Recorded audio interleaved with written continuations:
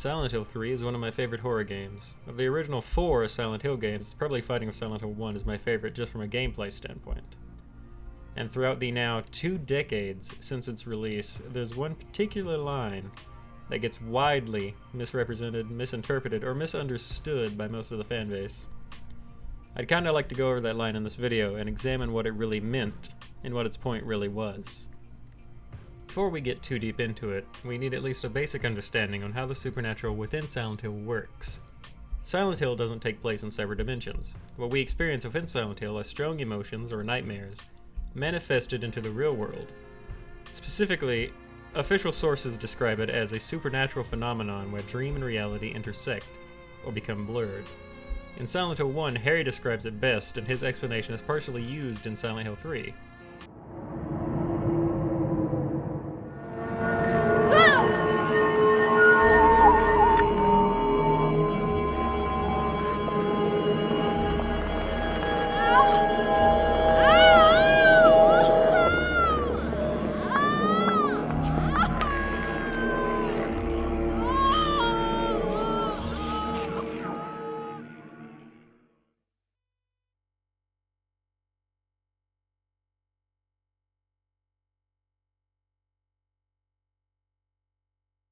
It's being invaded by the other world, by a world of someone's nightmarish delusions come to life.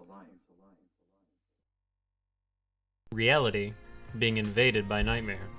Normal people are generally incapable of perceiving the protagonist and vice versa, and even those that are experiencing the supernatural within the same area can be assumed to see the world differently, and see different creatures or environments. This is especially true depending on the emotional state of characters within the story. Think of Angela in Silent Hill 2 seeing the world differently to James multiple times, despite being in the same physical space. What most people refer to as the other world, stuff like the rusty, bloody sections in Silent Hill 1 and 3, or how the hotel initially appears to James in Silent Hill 2, as it did when he and Mary were there, are delusions manifesting stronger.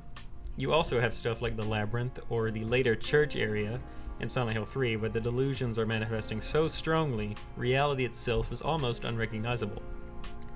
Within the universe of Silent Hill, strong emotions are capable of manifesting nightmares, or unreality, into reality, and giving something that isn't real physicality.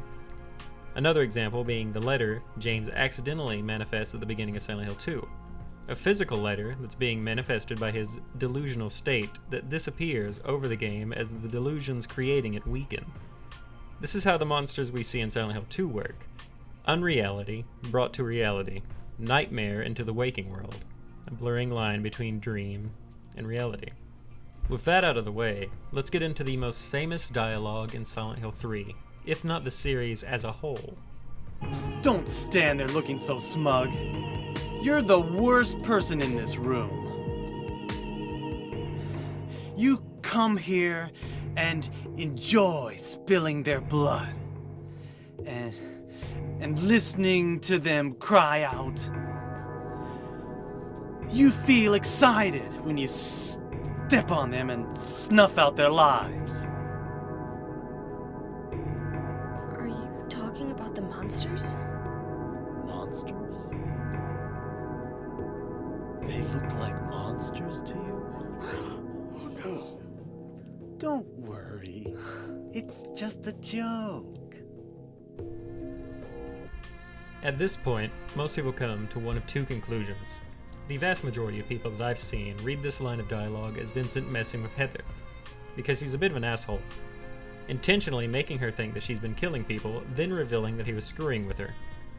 The other half thinks that Heather is essentially going Doom Guy on all the people in the mall and doing the journey to Harry and also her hometown in the second half of the game, racking up a kill count rivaling Jason, and Vincent was just saving face so that Heather would continue and kill Claudia. And which one is it? Well, honestly, it's a bit of both. Let's examine two enemies, bosses in fact, that we've seen earlier in the game.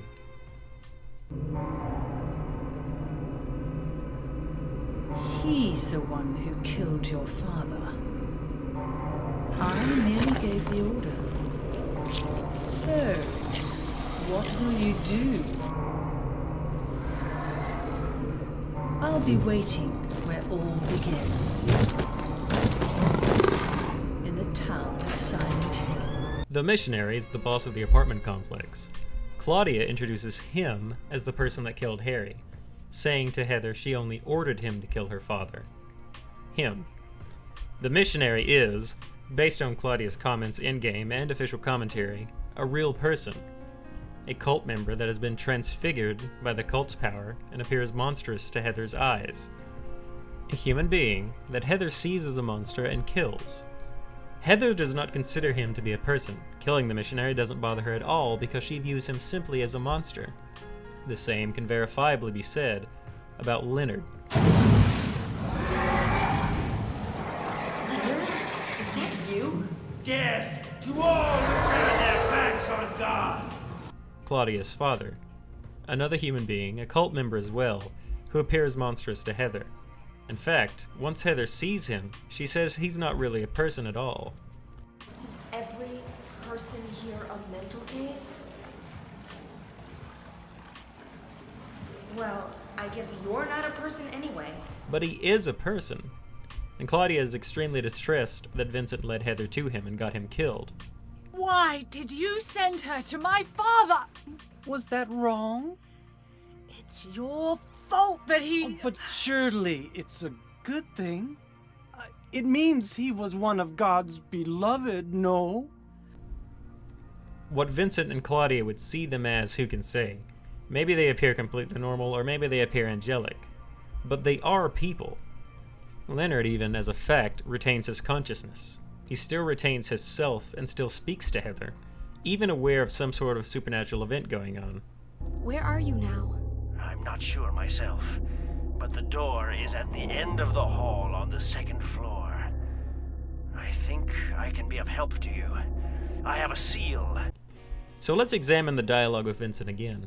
Vincent is mocking Heather during this dialogue, but he's mocking her for killing people. Not monsters, people. Silent Hill 3 plays close attention to facial details during cutscenes. We should examine Vincent's face while watching this cutscene. When Vincent tells Heather she feels excited killing people, he gets a wicked smile. Once Heather asks if he's talking about monsters, we can see his entire process of emotions. He's initially genuinely confused by Heather saying monsters. Then we can see his aha moment as he realizes that, to Heather, those people look like monsters to her. He uses this realization to mess with Heather then, but he pulls back once he manages to upset her, since he still needs her, and immediately changes the subject to the Seal of Metatron. So what does that mean? Has Heather been serial killing her way through Silent Hill 3? Well, that depends on a couple of things.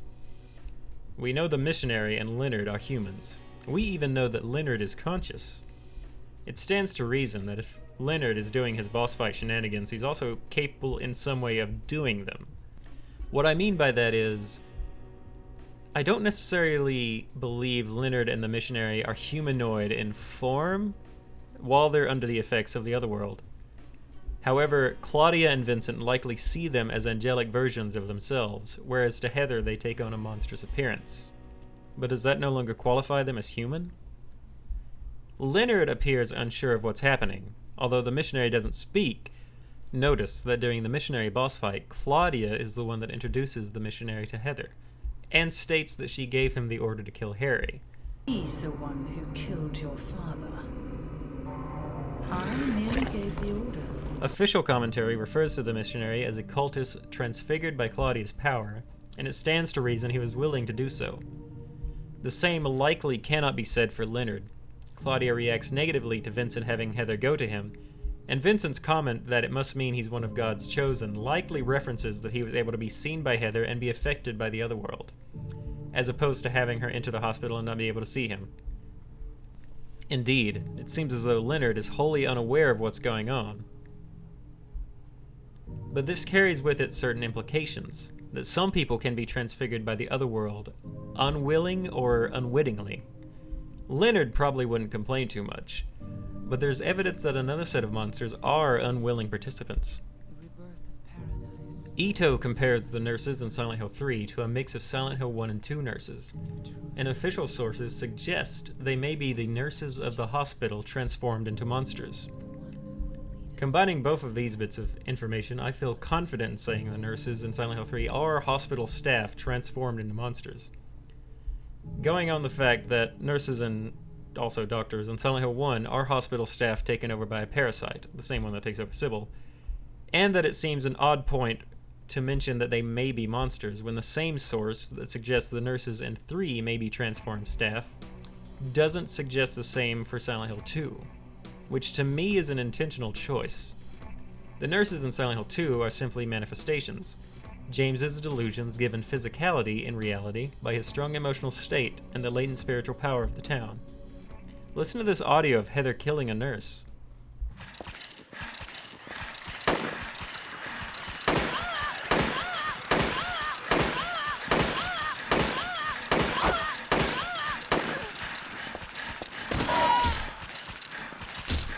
So going forward, under the assumption that the nurses are transformed staff, the missionary and Leonard are one thing, but nurses unwillingly transformed into monsters that Heather kills is another. They breathe like they're heavily distressed, cry out in pain. Are they aware of what Heather is doing to them but unable to stop themselves from attacking or communicate? Perhaps Vincent is referring to the nurses as the "they look like monsters to you" dialogue occurs after Heather has already explored the hospital. Though, of course, it also takes place after Heather has been exploring the church. The church is home to an enemy type referred to as scrapers, beings that suspiciously bear resemblance to the missionary we encountered earlier. It's not a stretch to say that these enemies, resembling a cultist we killed earlier within the cult's church, are also cultists, transfigured by Claudia's power, or accidentally transfigured like Leonard, so perhaps Vincent is referring to them. I'm going to use an analogy here to explain what's happening. Imagine you're Jay from the hit youth podcast group Red Letter Media. You walk into the studio and see Adam Sandler trying to steal the original 35mm film negatives of your magnum opus, Space Cop, so you knock him out. Later on, you take those negatives to Rich Evans and he says, "You enjoyed knocking out Mike." Mike? You mean Adam Sandler? Sandler? He looked like Adam Sandler to you? Naturally, you're horrified and Rich Evans backs off. I wrote this dialogue, but, I haven't read it before now. That, threw me out for a second.